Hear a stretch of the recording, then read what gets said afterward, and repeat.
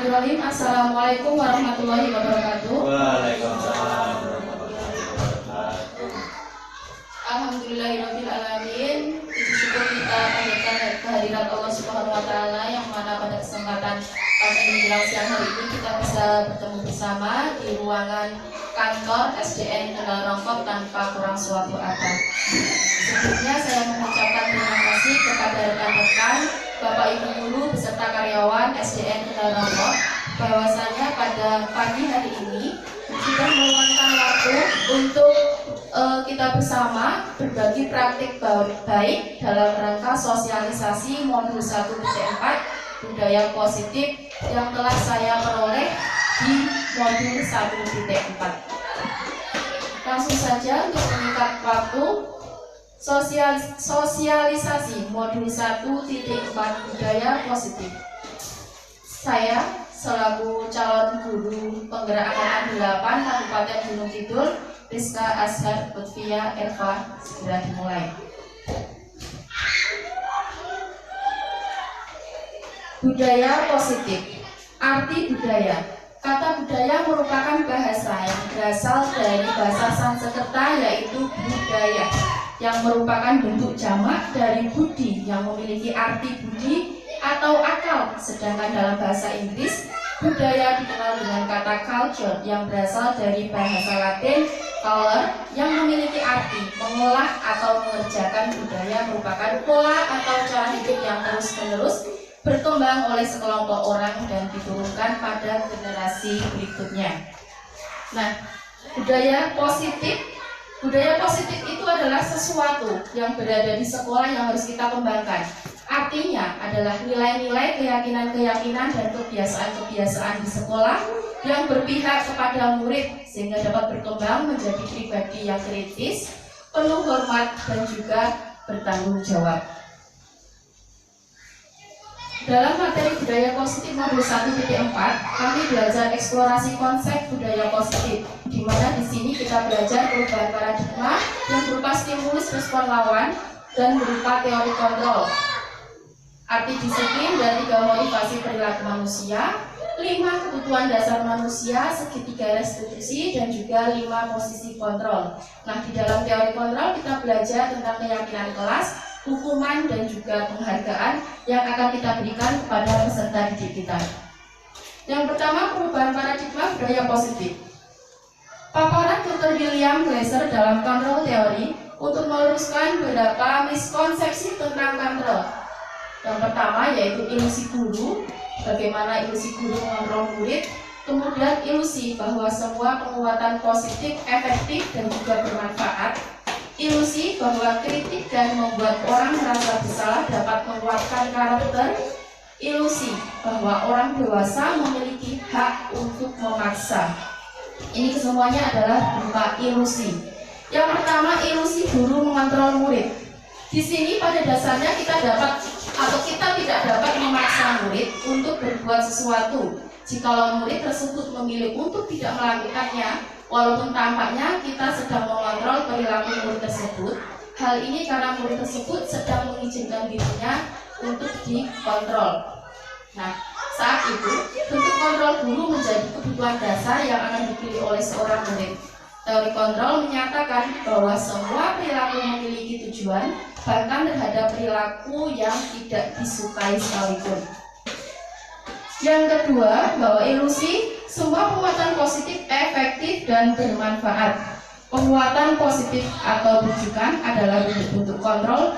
Segala usaha untuk mempengaruhi murid agar mengulangi suatu perilaku tertentu adalah suatu bentuk usaha untuk mengontrol murid tersebut. Dalam jangka waktu tertentu, kemungkinan murid tersebut akan menyadarinya sendiri dan mencoba untuk menolak bujukan kita, atau bisa jadi murid tersebut menjadi tergantung pada pendapat sang guru untuk berusaha. Ilusi yang berikutnya adalah ilusi bahwa kritik dan membuat orang merasa bersalah dapat menguatkan karakter. Di sini kita menggunakan kritik dan juga penggunaan rasa bersalah untuk mengontrol karakter kita. Nah, mereka akan belajar atau merasa buruk tentang diri mereka. Mereka mengembangkan dialog diri yang negatif, kadang kata sulit bagi guru untuk mengidentifikasi bahwa mereka melakukan perilaku ini, karena seringkali guru cukup menggunakan suara halus untuk menyampaikan pesan negatif. Jadi di sini anak-anak merasa bersalah. Selanjutnya adalah ilusi bahwa orang dewasa memiliki hak untuk memaksa. Nah, banyak orang dewasa yang percaya bahwa mereka memiliki tanggung jawab untuk membuat murid-murid berbuat hal-hal tertentu. Apapun yang dilakukan dapat diterima selama ada sebuah kemajuan berdasarkan sebuah pengukuran kinerja. Pada saat itu pula, orang dewasa akan menyadari bahwa perilaku memaksa tidak akan efektif untuk jangka waktu panjang dan sebuah hubungan permusuhan akan terbentuk, berupa permusuhan antara guru dan juga murid. Dalam stimulus respon lawan teori kontrol, pandangan tentang dunia yang pertama, stimulus respon tentang dunia. Satu adalah realitas atau kebutuhan kita itu sama. Dua, semua orang melihat hal yang sama. Tiga, kita mencoba mengubah orang dengan berpandangan sama dengan kita. Yang keempat, orang lain bisa mengontrol saya. Dan yang kelima adalah saya bisa mengontrol orang lain. Sementara teori kontrol tentang dunia yang pertama, realitas atau kebutuhan kita itu berbeda. Yang kedua, setiap orang memiliki gambaran yang berbeda-beda. Ketiga, kita berusaha memahami pandangan orang lain tentang diri kita. Kemudian semua perilaku memiliki tujuan, dan yang terakhir adalah Anda tidak bisa mengontrol orang lain. Itu adalah teori stimulus respon tentang teori kontrol. Arti disiplin dan tiga motivasi perilaku manusia. Disiplin berasal dari bahasa Latin disciplina yang artinya belajar. Makna asal kata ini berkonotasi dengan disiplin diri dari murid-murid Socrates dan Plato. Disiplin diri membuat orang menggali potensinya menuju sebuah tujuan, apa yang dia harga, dan juga dalam budaya kita, makna kata disiplin telah berubah menjadi sesuatu yang dilakukan seseorang pada orang lain untuk mendapatkan kepatuhan. Kecenderungan umum adalah membuat kata disiplin dengan ketidaknyamanan, bukan apa yang kita hargai ataupun pencapaian dari sebuah tujuan. Ketika mendengar kata disiplin, apa yang terbayang di benak kita, apa yang terlintas di pikiran kita, kebanyakan orang itu akan menghubungkan kata disiplin dengan tata tertib, teratur, dan kepatuhan pada peraturan. Kata disiplin juga sering dihubungkan dengan hukuman, padahal itu sungguh berbeda, karena belajar tentang disiplin positif tidak harus dengan cara memberi hukuman. Justru itu adalah salah satu alternatif terakhir, dan kalau perlu tidak digunakan sama sekali. Dalam budaya kita, makna kata disiplin dimaknai menjadi sesuatu yang dilakukan seseorang kepada orang lain untuk mendapatkan sebuah kepatuhan. Kita cenderung menghubungkan kata disiplin dengan kata ketidaknyamanan. Tiga motivasi perilaku manusia. Yang pertama adalah satu, untuk menghindari ketidaknyamanan atau hukuman. Dua, untuk mendapatkan imbalan atau penghargaan dari orang lain. Yang ketiga adalah untuk menjadi orang yang mereka inginkan dan menghargai diri sendiri dengan nilai-nilai yang mereka percayai. Nah, bagaimana cara kita untuk menghindari ketidaknyamanan atau hukuman? Ini adalah tingkat terendah dari motivasi perilaku manusia. Biasanya orang yang motivasi perilakunya untuk menghindari hukuman atau ketidaknyamanan akan bertanya, apa yang akan terjadi apabila saya tidak melakukannya? Sebenarnya mereka sedang menghindari permasalahan yang mungkin muncul dan juga berpengaruh kepada mereka baik secara fisik, psikologis maupun tidak terpenuhinya kebutuhan mereka bila mereka tidak melakukan tindakan tersebut. Nah, untuk mendapatkan imbalan atau penghargaan dari orang lain, satu tingkat di atas motivasi yang pertama di sini adalah orang berperilaku untuk mendapatkan imbalan atau penghargaan dari orang lain. Orang dengan motivasi ini akan bertanya, apa yang akan saya dapatkan apabila saya melakukannya? Mereka melakukan sebuah tindakan untuk mendapatkan pujian dari orang lain yang menurut mereka itu penting dan mereka letakkan dalam dunia berkualitas mereka. Mereka juga melakukan sesuatu untuk mendapatkan hadiah, pengakuan, ataupun sebuah imbalan. Untuk menjadi orang yang mereka inginkan dan menghargai diri sendiri dengan nilai-nilai yang mereka percaya. Bahwasanya mereka melakukan sesuatu karena nilai-nilai yang mereka yakini dan hargai, dan mereka melakukannya karena mereka ingin menjadi orang yang melakukan nilai-nilai yang mereka yakini tersebut. Ini adalah motivasi yang akan membuat seseorang itu memiliki disiplin positif, karena motivasi berperilakunya bersifat internal, bukan eksternal. Jadi dari dalam diri sendiri dan bukan karena orang lain.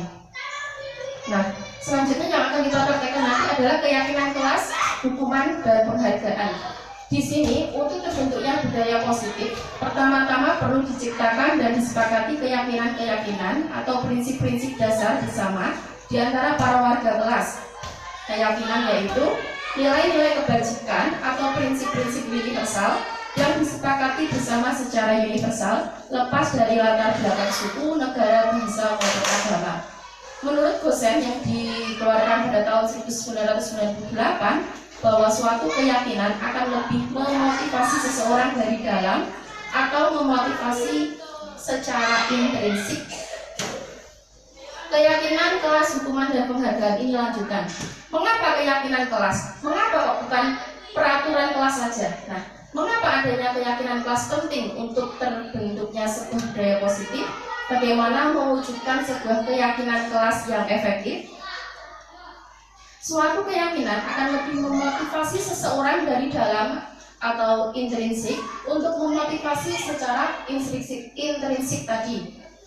Nah, seseorang akan lebih tergerak dan bersemangat untuk menjalankan keyakinannya daripada hanya sekedar mengikuti serangkaian peraturan-peraturan saja, peraturan yang mengikat dari luar. Hukuman itu bersifat tidak terencana atau tiba-tiba.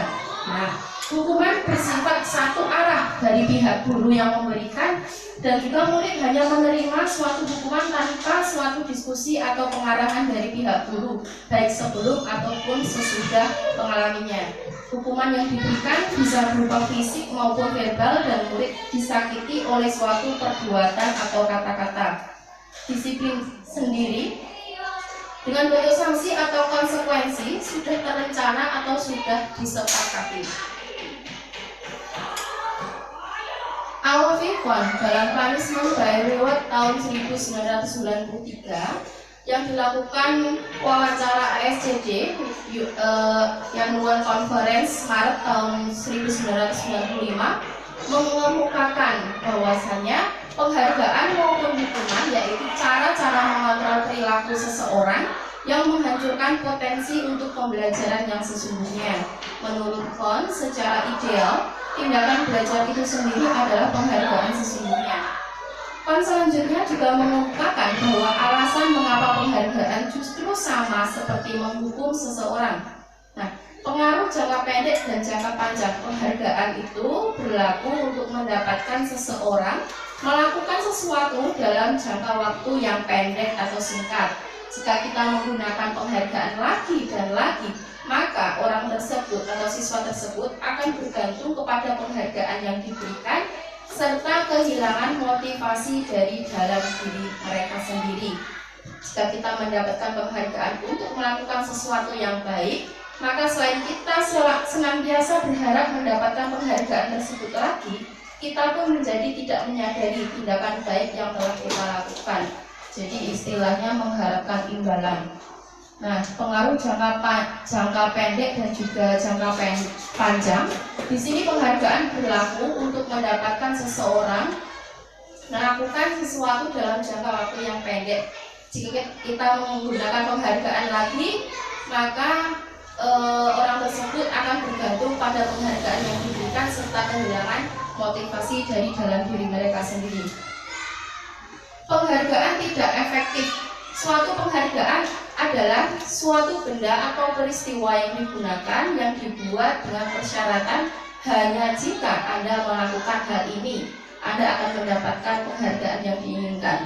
Jika saya mengharapkan suatu penghargaan dan tidak mendapatkannya, maka saya akan kecewa dan berkecil hati, serta kemungkinan lain kali tidak akan melakukan hal ini. Penghargaan itu merusak hubungan. Ketika seseorang diberi penghargaan atau dipuji bukan orang banyak, maka orang lain akan merasa iri, dan juga sebagian dari mereka akan tidak menyadari atau tidak menyukai orang yang diberikan penghargaan tersebut. Jika seorang guru sering memberikan penghargaan kepada muridnya, bisa jadi murid yang diberi penghargaan akan iri atau diberi rasa iri oleh teman-teman yang lainnya. Penghargaan mengurangi ketepatan. Anak-anak diminta mengingat ketepatan. Anak-anak diminta mengingat kata-kata tertentu, kemudian mereka diminta mengambil kartu yang berisi kata-kata yang diingat tersebut setiap kali kata itu muncul. Beberapa anak diberikan permen setiap mereka memberikan jawaban yang benar, dan sebagian yang lain hanya diberitahu saja bila jawaban mereka itu benar. Hasilnya, anak-anak yang mendapatkan permen jawabannya itu akan banyak yang tidak tepat dibandingkan dengan anak-anak yang hanya diberitahu jawabannya itu benar. Karena di sini anak-anak hanya mengharapkan imbalannya saja. Penghargaan menghukum. Penghargaan menghukum mereka yang tidak mendapatkan penghargaan, misalnya dalam sistem ranking. Mereka yang mendapatkan ranking kedua akan merasa dihukum karena hanya nomor 2, sedangkan penghargaan dan hukuman adalah hal yang sama karena keduanya itu mencoba mengendalikan perilaku seseorang. Karena orang pada dasarnya itu tidak suka dikendalikan, tidak suka diatur. Nah, dalam jangka waktu yang lama, penghargaan akan terlihat sebagai hukuman. Jika suatu penghargaan diharapkan namun Anda tidak mendapatkannya, Anda akan merasa dihukum. Anak-anak akan merasa dihukum. Selanjutnya adalah materi tentang pembentukan keyakinan kelas.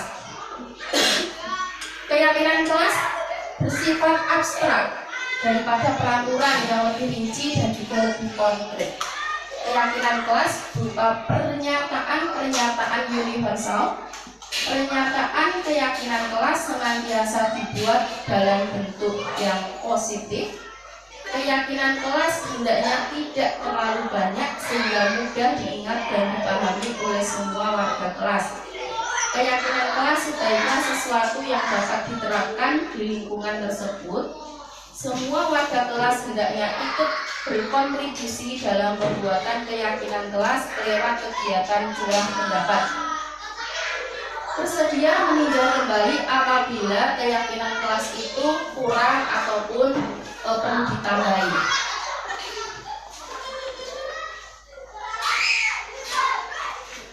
Cara dalam pembentukan keyakinan kelas, salah satu kegiatan lain yang dapat dilakukan untuk memperdalam keyakinan kelas adalah mempelajari tanggung jawab setiap warga kelas. Keyakinan tanggung jawab serta hak seseorang adalah sesuatu yang diungkapkan oleh Ki Hajar Dewantara tentang penunjukan murid yang merdeka. Di sini ada buku dari Ki Hajar Dewantara yang tertulis dalam buku kuning halaman 4, beratlah kemerdekaan itu. Bukan hanya tidak terperintah saja, akan tetapi harus juga dapat menegakkan dirinya dan mengatur peri kehidupannya dengan tertib. Dalam hal ini termasuklah juga mengatur tertibnya perhubungan dengan kemerdekaan orang lain.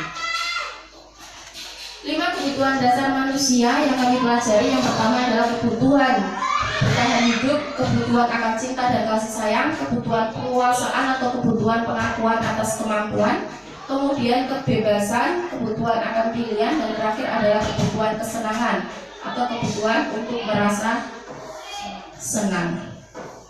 5 posisi kontrol yang kami pelajari. Yang pertama adalah posisi penghukum, posisi pembuat orang merasa bersalah, posisi teman, posisi monitor atau pemantau, dan posisi manajer. Dari kelima posisi kontrol seorang guru yang sebaiknya kita lakukan adalah sebagai posisi monitor dan posisi manajer. Materi berikutnya yaitu tentang segitiga restitusi. Restitusi adalah proses menciptakan kondisi bagi murid untuk memperbaiki kesalahan mereka sehingga mereka bisa kembali kepada kelompok mereka dengan karakter yang lebih kuat. Hal ini disampaikan oleh dosen tahun 2004. Restitusi juga merupakan proses kolaborasi yang mengajarkan murid untuk mencari solusi sendiri atas masalah yang mereka hadapi, membantu murid berpikir tentang orang seperti apa yang mereka inginkan dan bagaimana mereka harus memperlakukan orang lain. Hal ini disampaikan oleh Johnson tahun 1996. Restitusi membantu murid menjadi lebih memiliki tujuan, disiplin positif, dan memulihkan dirinya setelah berbuat salah. Penekanannya bukan pada bagaimana berperilaku untuk menyenangkan orang lain atau menghindari ketidaknyamanan, namun tujuannya menjadikan orang yang menghargai nilai-nilai kebajikan yang mereka percayai. Ciri-ciri restitusi. Yang pertama, bukan untuk menebus kesalahan, untuk memperbaiki hubungan. Restitusi adalah tawaran, bukan paksaan, menuntut untuk melihat ke dalam diri kita, mencari kebutuhan dasar yang mendasari tindakan. Restitusi diri adalah cara yang paling baik. Restitusi fokus pada karakter, bukan tindakannya. Restitusi menguatkan, fokus pada solusi dan mengembalikan murid yang berbuat salah kepada kelompok baik di sini. Nah, praktek keyakinan kelas yang sudah kami lakukan atau kami coba di kelas adalah dengan cara menuliskan. Tahap pertama yaitu siswa menuliskan peraturan kelasnya. Di sini anak-anak menulis satu saja peraturan kelas yang menurut mereka harus dilakukan atau harus dijalankan.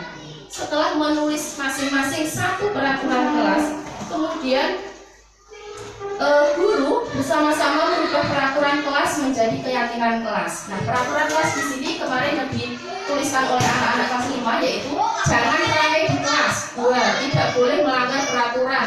3. Jangan berkata kasar. 4. Dilarang berkata kotor. 5. Dilarang bicara kotor. 6. Tidak mematuhi guru. 7. Tidak boleh melepas baju di kelas. Hanya 7 karena sisanya sudah sama dengan yang dituliskan di atas. Nah, dari peraturan kelas ini tadi ada kata negatifnya, maka kita rubah menjadi kalimat positif yang mana ini bisa kita pakai untuk keyakinan kelas. Di situ ada kata jangan dan tidak, maka kita rubah menjadi kalimat positif. Keyakinan kelas yang pertama yaitu tenang di dalam kelas ketika pelajaran, kemudian mematuhi peraturan, yang ketiga berkata sopan, keempat mematuhi guru, dan yang terakhir adalah memakai seragam di kelas dengan rapi. Nah, setelah merubah peraturan kelas menjadi keyakinan kelas, maka anak-anak kita minta untuk menulis keyakinan mereka sendiri di sebuah kertas, yang mana kertas itu nanti akan ditempel di dinding, dan biar anak-anak mengetahui setiap hari, setiap saat keyakinan kelas apa yang harus mereka lakukan. Karena sudah menjadi keyakinan kelas, harapan yang diinginkan adalah mereka secara sukarela menepati atau menaati keyakinan kelas yang sudah dibuat bersama-sama. Nah, ini proses ketika memajang keyakinan kelas di dinding.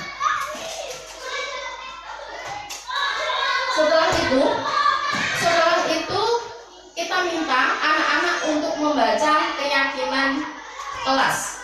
Nah, kita membaca bersama-sama keyakinan kelas yang sudah kita sepakati dari awal sampai akhir.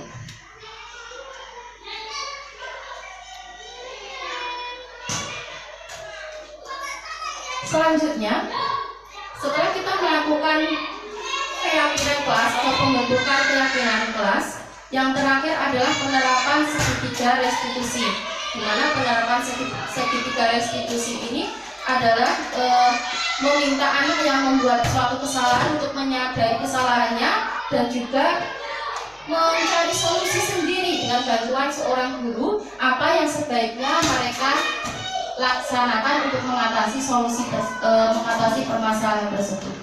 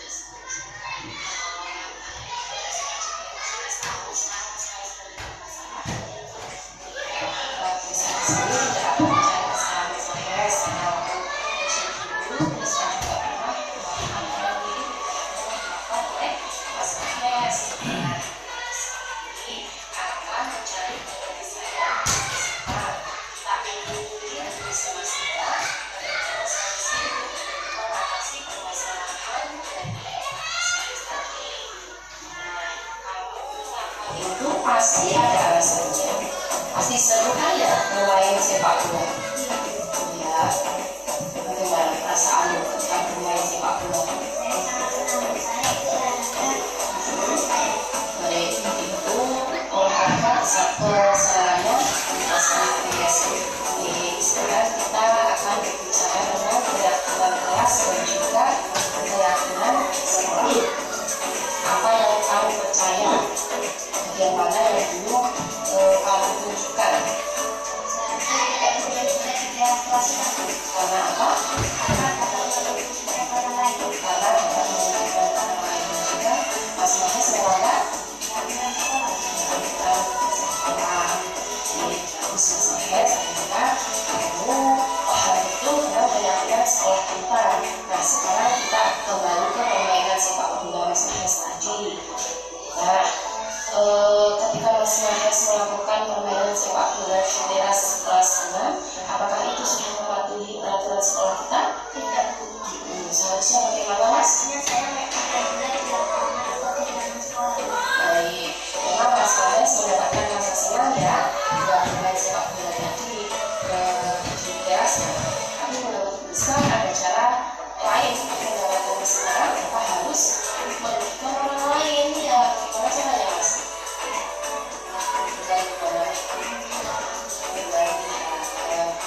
Terus lalu sekarang bagaimana langkah selanjutnya yang akan dilakukan oleh Mas Mahes?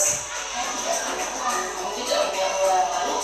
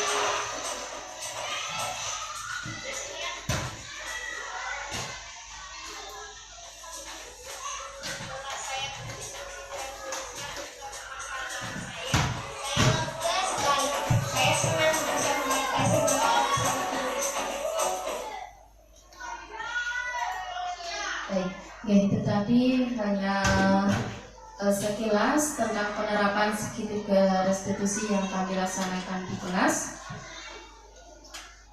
Selanjutnya, slide terakhir. Sekian dan terima kasih karena Bapak Ibu Guru sudah meluangkan waktu untuk mendengarkan diseminasi atau berbagi praktik baik